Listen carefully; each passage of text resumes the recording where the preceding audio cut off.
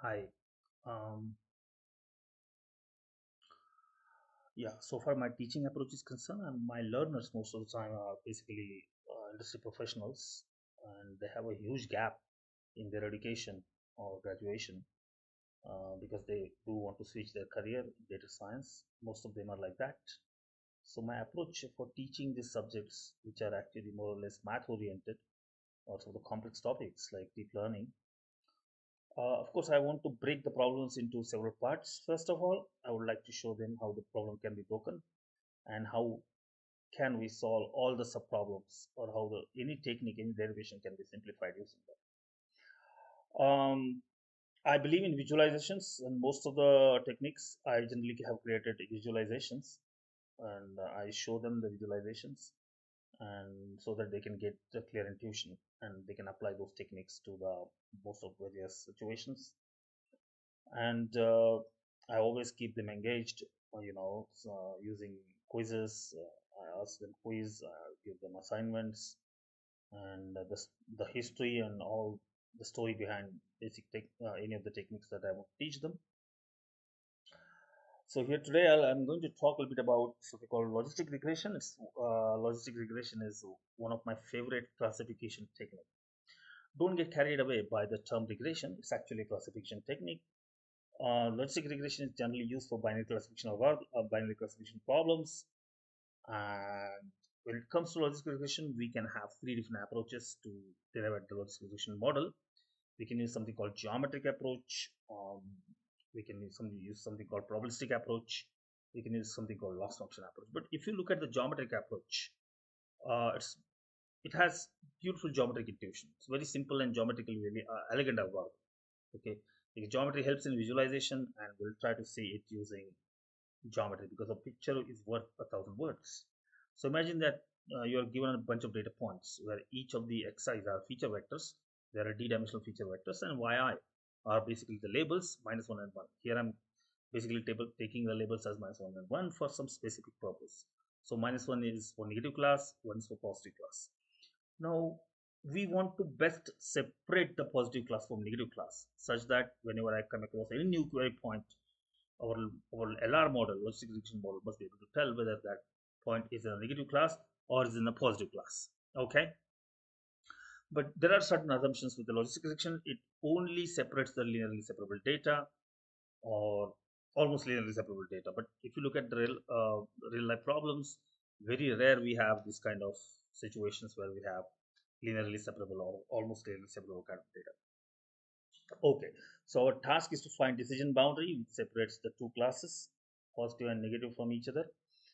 Um, if you look at the two-dimensional case, it's a simple straight line. If you look at three-dimensional case, it's a hyperplane.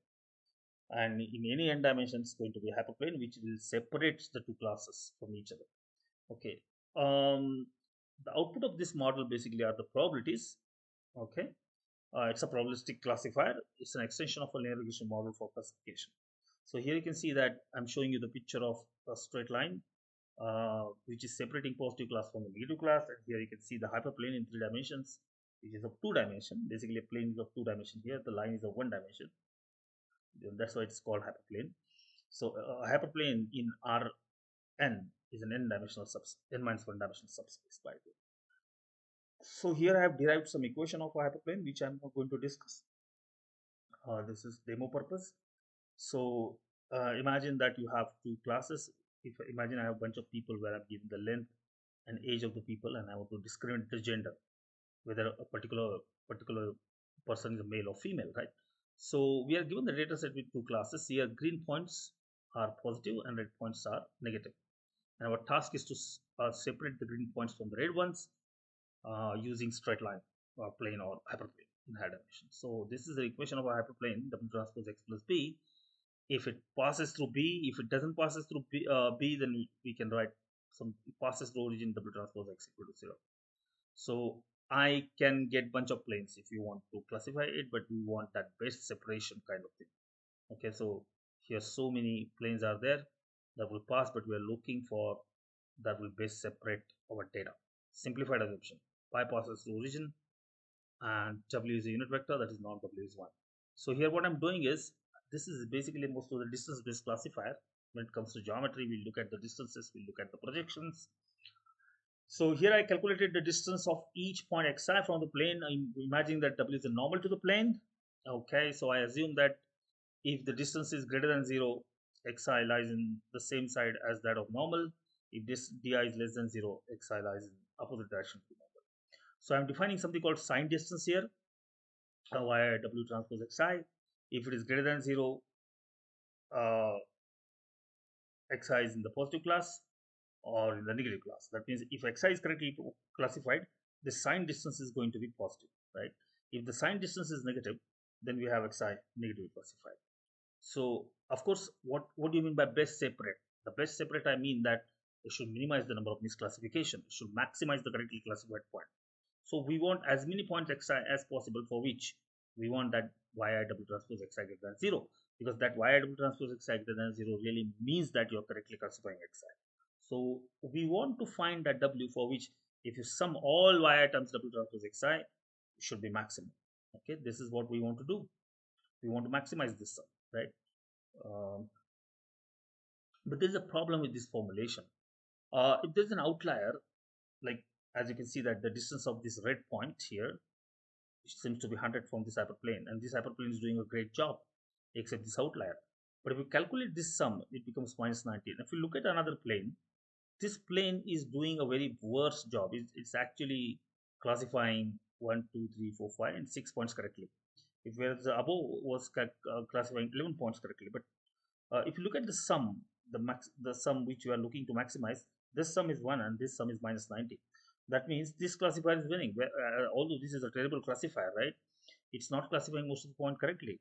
So this problem of maximizing this sum is getting a little bit problematic. So what we do rather,